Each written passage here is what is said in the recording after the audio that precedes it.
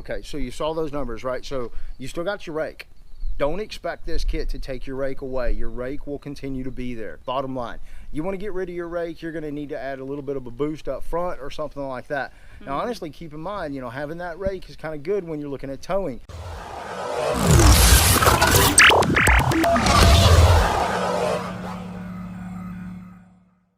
Good morning, guys, and welcome to another episode of Bubba's Garage. I hope you guys are having a fabulous day. Guys, if you recall in our previous episode right here on Bubba's Garage, we did the AEV DualSport 2.5 inch lift on the rear of the 2017 Jeep Wrangler Winter Edition. Today, we're going to definitely do the front. We've got to level this thing out. Honestly, it's kind of raked up really tall. But we're going to do the front. We're going to find out what lessons we're going to learn from doing this. Our previous episode, we learned a lot of lessons. Yes, Some that we kind of didn't finish. So definitely, if you haven't checked that out, definitely check the link there in the eye in the sky. We'll talk about that. Today, we're going to do the front. We're going to talk about the front. And then upcoming in another episode, we'll talk more about what we think, what we like, and what we didn't like. Yeah. So today, we're going to get started right here on Bubba's Garage.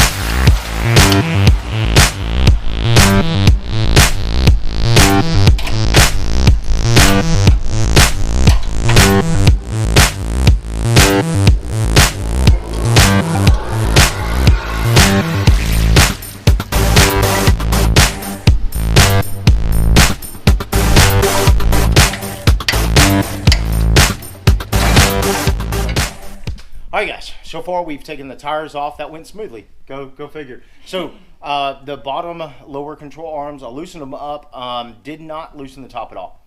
I'm going to hang tight. We're going to see where that takes us. See how it goes. Yeah, if I need to loosen them up, I will. But right now, they're not loose. They're just normal factory torque specs. So we went ahead and disconnected the drive shaft. I wrapped it up, tied it off with some paracord. So definitely check our store if you haven't already. We manufacture Jeep accessories. Absolutely. And well, we just used some paracord that Bobby had from the shop. So that worked out really well.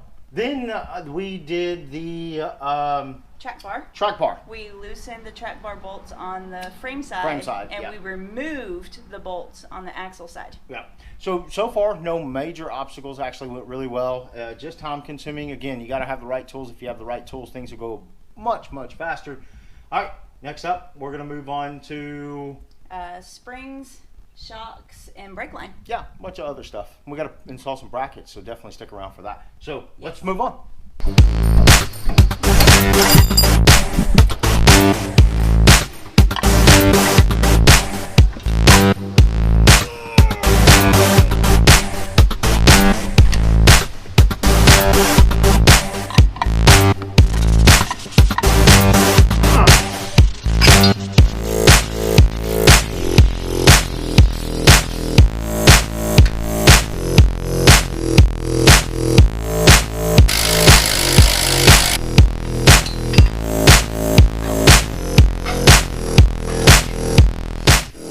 All right, guys, that was somewhat of a booger bear. A little bit. taking those springs out, if you have a spring compressor, I highly recommend it. It'd be greatly beneficial. Yes. Then again, if you have a shop where you can put this thing up on a lift, you probably don't need any of that, but we don't. And yeah, honestly, I think I'd like an extra set of jack stands. Just to have the peace of mind. Yeah, I mean, it would work better with that axle. With that said, right now we're going to move on. We actually have to cut. We're going to cut a template. We're going to drill a hole in the bump stop location. We'll show you some of that coming up here really soon. Then we have to install the new springs right there behind me. Honestly, if you guys can see that, you're really not gaining a lot extra on the springs. You also have to keep in mind, you know, this is a heavy-duty suspension system. Supposedly, it can handle the weight. I'm not really sure. They're progressive rate springs. 3 times per, yeah, whatever. I'm not really sure. Based on the specs at AEV's website, it says that they're going to handle a little bit more weight. So we'll find out really soon. But right now, Let's get the springs in. We need to get them in. So that's what we're going to work on. Hope you guys are having a fabulous day. Let's go. Let's go. Let's go.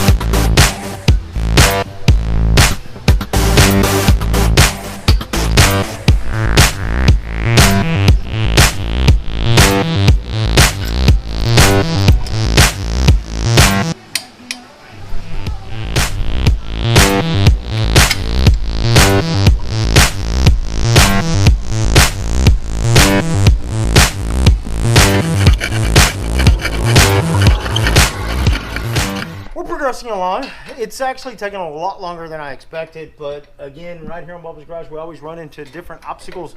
And honestly, that was kind of a booger. Honestly, could have been a better shock design, but whatever. Nonetheless, we cut a little notch out, tried to make it pretty, and now we gotta slow wrench that thing in. And honestly, box end wrenches, ratchet wrenches would be greatly beneficial with stuff like this.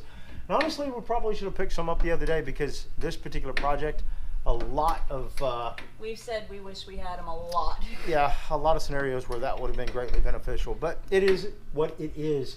Still got that. We got our sway bar links that we need to fix up. I definitely have something to say about the brackets, the relocation bracket for the sway bar links. We'll talk about that coming up here really soon right here in Bubba's Garage. Also, my brake lines, they're just disconnected and out of the way, so I got to come up with something to do on that. I'm not sure what we're going to do with it just yet. I didn't tear it apart because I feel like I'm going to replace the brake lines, but nonetheless, I need to be able to get this thing back on the road before I do all that. So we'll see how that goes. We still got a couple of bolts to tighten up everything, but we got the springs and the shocks installed. Woo! It's coming along.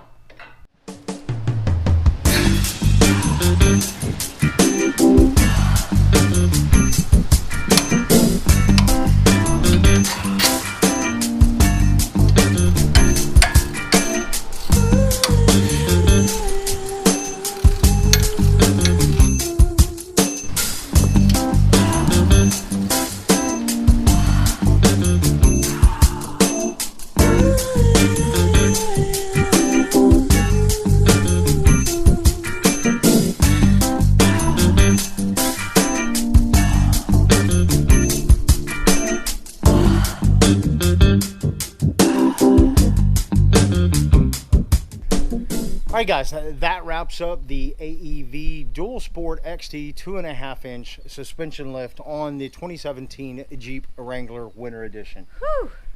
It was long, but then again, like I said, we are Bubbas, and well, we're just your typical garage folks. We're not mechanics.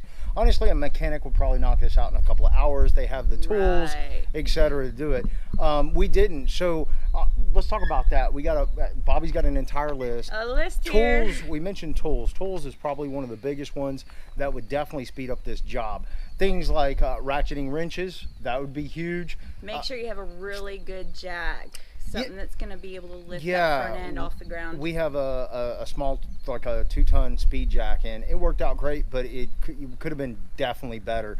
Also, floor jacks. Floor jacks. We only had 2. If we had 4, we could have lifted this whole thing up and moved along much, much faster. Right. So, again, those are just our thoughts as far as the tools are concerned.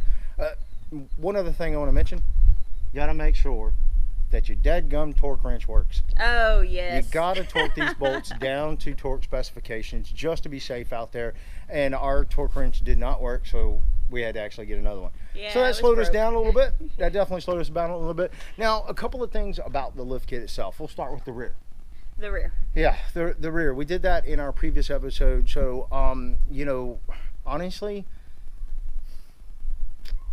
honestly, the rear wasn't too bad. The rear actually went fairly smooth until we realized that our torque wrench was broke. Yeah, yeah. The only thing I'd really mention about the rear, honestly, is the brakes. The brake extensions. I'm not happy with the brake extensions, so I did not install the front or the rear brake extensions. I was gonna say that goes for both the front and rear. Yeah. Now, so what I'm going to tell you is this: is you know, should you leave it that way? Probably not. You really need to go ahead and fix that. I just didn't feel comfortable mangling that up. So what I'm going to do is I'm going to install some actual stainless steel braided brake lines that are a little longer, so I don't have to worry about that. So I got to be really careful over the next few weeks until we can get around to that. So definitely stay. I kind of wish that I would have known how those brackets work, because we probably would have went ahead and spent the money to buy the extended brake lines. Probably. So definitely stay tuned to a future episode right here on Bubba's Garage. We'll be installing those brake line extensions really, really soon. Anything else on the rear? I think that's it. That's all in the rear. Rear went really, really well. Now let's talk about the front. The front. Brake lines, obviously. So brake lines. We didn't extend the brackets. Okay. Let's start with the shocks. The passenger side shock. Guys, I got some footage of that. Hopefully it turned out really well. But you actually have to make some cuts on the passenger side, or you're not going to be able to get the tool in there. Those Bilstein shocks, I believe they're Bilstein 5100s. They're good shocks, don't get me wrong, but the upper mount could have been designed just a little bit different. Like maybe the original shocks. Right. It'd have been a little bit easier to deal with. Right. So that's going to take some time. Definitely prepare for that. Honestly, tackle it first, because it's going to take you time to cut out around there. Definitely check the video. And on top of that, the instructions weren't very clear on how to put the bushings on. Yeah. So we showed you some of that in the video. So definitely pay attention to how to put those bushings on. And if you do put these shocks in yourself and you're still questioning how to do it, leave a comment below. Yeah, definitely let us know. We'll be glad to help you with that. So what else on the front? What else do we have? I think the only other thing was the front sway bar link. Okay, so here's the thing on the sway bar links. On the front, it comes with two different brackets, one on the left and one on the right. And then you put those brackets on, and then you attach your original sway bar links to that. Honestly, get some aftermarket sway bar end links. I believe they're the same size as the rear. Don't hold me to that. But I believe they're the same size as the rear. Just put them on there. And matter of fact, get you some that are disconnecting sway bar end links. Then you're closer to a Rubicon if you don't already have one. But that I wasn't happy with. So that will be coming up really soon right here on Bubba's Garage. Just not a high priority.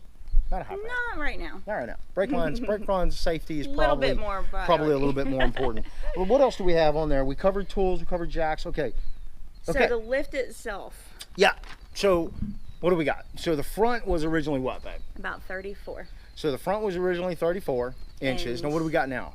The front now is roughly 38 inches. 38. So this is supposed to be a 2.5 inch DualSport system. I expected about 2.5, maybe 3. Yeah, that's about 4. Did not expect that. Don't get me wrong, it looks really good. We'll see how it settles out over time. So I'll definitely keep you posted on that. What was the rear? The rear originally was 35. 35, and it is at? We are now at 39. Okay, so you saw those numbers, right? So you still got your rake. Don't expect this kit to take your rake away. Your rake will continue to be there. Bottom line, you want to get rid of your rake, you're going to need to add a little bit of a boost up front or something like that. Now, honestly, keep in mind, you know, having that rake is kind of good when you're looking at towing. You're going to want that rake to level you out. Plus, you do put a lot of gear on the rear end of that Jeep. We are going to be towing, so I wasn't too concerned with that. Right. So I mean, bottom line is it's definitely a full, complete lift kit for your needs. If it's something you're interested in, I'm going to install the geometry correction brackets next up right here on Bubba's Garage. So definitely stick around to that, and then I'll give you a full review after I've had time to drive around with it. See how it pans out, see how the ride feels, things like that. So if you have any questions on it, definitely leave some comments down below. We'll be more than happy to help you, or at least give you some of our feedback on that. Meanwhile, that we've learned. Yeah. So meanwhile, if you guys like this video, do me a favor, give me a huge thumbs up. And if you really like this video and you want to stick around to find out what happens next right here on Bubba's Garage, please subscribe. And until next time, we'll see you on the flip side. Good night, everybody. Good night.